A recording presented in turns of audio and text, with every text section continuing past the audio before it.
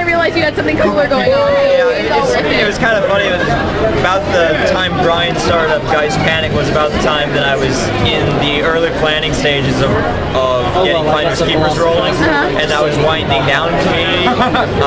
Because about that point in time, I had reached the decision that I wanted to move on to a new project, but I didn't want to just drop community and I wanted to wrap it up, give it some kind of ending. So yeah, I love Alice, and I love just going in and seeing basically your head. It was a lot of fun. It really was. Mind transfer. No, it was really cool. Have you read Community yet?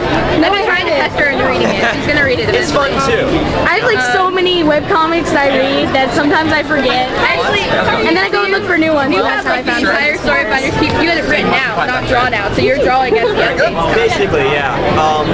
I've got the overarching storyline planned out mostly. There's a few fuzzy bits, but most of the story is planned all the way out. I'm currently working on writing the script for Tell him I said thank you. I love Death. I have to say, when you brought Death in, I was just, at first I was kind of like, is this a Neil Gaiman ripoff? And then when you got into her, I was just like, she's 100 times better than Neil Gaiman's Death. Oh, thank you. I love Neil Gaiman's work. He really kind of Ireland. I got to talk to him over in August, and so jealous.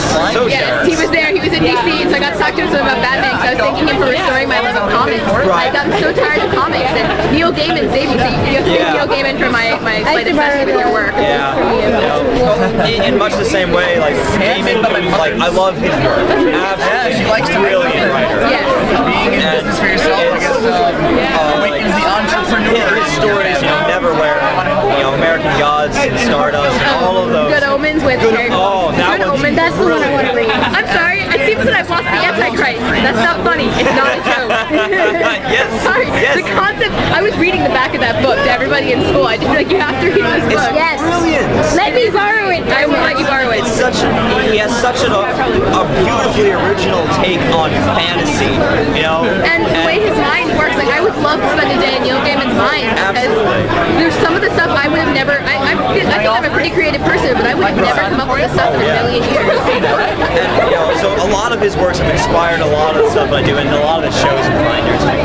Yeah, I was. At first, I was a little suspicious, and then when I saw what you were doing with it, I was like, you're totally going your own way with it. I'm okay with that.